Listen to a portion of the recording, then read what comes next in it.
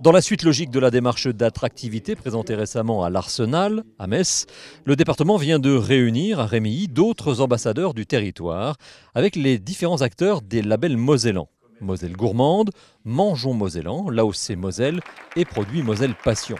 On y trouve des chefs, des viticulteurs, des producteurs d'aliments et de boissons, ainsi que des artisans de toute taille, tous unis vers un même objectif, valoriser leur savoir-faire et le faire savoir. Pour Moselle Gourmande, par exemple, voilà 20 ans que cela fonctionne sur tout le département avec une quarantaine d'établissements. La Moselle Gourmande, c'est une très belle association entre le département et certains restaurateurs. Et il faut que ça se développe, mais pas en quantitatif, en qualitatif. Ça nous apporte déjà une certaine reconnaissance, mais départementale. Le fait de faire ces menus terroirs, ces menus... là, en ce moment, on s'amuse avec les asperges. Mais quelque part, c'est super. On travaille l'asperge, l'ail des ours. On essaye de faire des associations.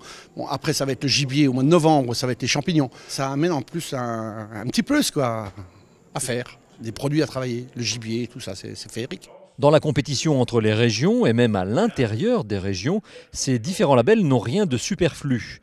Ils offrent à la Moselle une meilleure visibilité, la qualité c'est bien, la communication harmonisée c'est encore mieux. On a aujourd'hui tous ces labels qui existent, qui permettent à la fois depuis la base, développer l'excellence. Maintenant à nous de nous rapprocher de ces ambassadeurs pour véritablement créer la marque Moselle. Et cette rencontre aujourd'hui avec tous les labellisés, qui sont au nombre de près de 200, qui produisent, mais c'est plusieurs centaines ensuite de produits qui sont labellisés, pour nous il est essentiel qu'ils deviennent les ambassadeurs du département, à la fois pour promouvoir, mais également pour initier de nouvelles initiatives, pour élargir encore le socle de ces promoteurs du terroir mosellan dans cette grande région, parce qu'il faudra ensuite construire une offre économique et touristique avec chacun des territoires des 20 départements. Présents tout au long de l'année, lors de manifestations organisées par le département, les acteurs des différents labels se mettent en évidence à l'occasion de la fête des vins, à la FIM ou pendant les marchés de Noël, mais aussi lors d'événements qui dépassent le cadre départemental. C'est le cas par exemple du Salon international de l'agriculture ou du MIF, le Salon Made in France. Souvent, les artisans, on nous oublie. On est des petites entreprises, on n'a pas tellement de moyens pour communiquer. Et les grosses boîtes nationales, finalement, elles arrivent à se mettre en avant et petit à petit, elles nous mangent.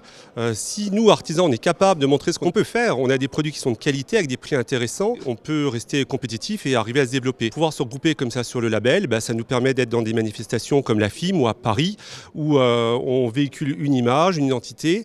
Et petit à petit, ça nous aide. Le fait d'être labellisé sur ce produit-là, et en l'occurrence sur le whisky, nous a vraiment boosté les ventes et on est connu maintenant jusqu'à Paris, Marseille, Toulouse, de par les manifestations qu'on a fait, le MIF, voilà, c'est vraiment de nous-mêmes, on n'aurait pas pu y aller financièrement déjà, parce que c'est quand même des gros coûts.